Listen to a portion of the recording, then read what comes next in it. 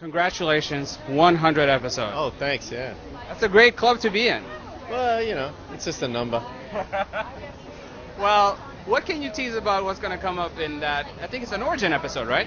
Yeah, it's kind of hard. It's like well, it takes place even before the pilot took place, so it's like 8 years earlier, and I don't know how we're going to pull that off physically, but it's a good episode. It's interesting.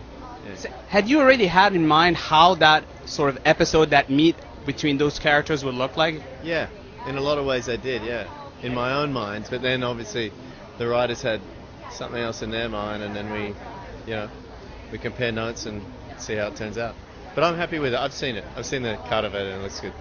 So when you're going through this journey of 100 episodes, on or off screen, there are a lot of moments that probably stick with you. Which one, if you could, would you like to relive? Off-screen stuff sticks with me. Which one would you like to relive if you could? I think probably my experience of meeting Bruno and David Nutter, who directed the pilot, and when we first sat down together, and I'd just gotten off a flight from Australia, and we sat down that afternoon. You know, it's a 12-hour flight, and talked about the character when we were working on the pilot. So before we even started shooting, it was like 2 days. We started shooting the pilot, and 3 days after. And so, a lot of theories about who Red John is. Mm-hmm. Do you know who Red John is?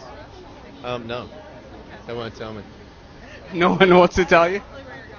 If you knew, would you tell me? I can. I get in a lot of trouble.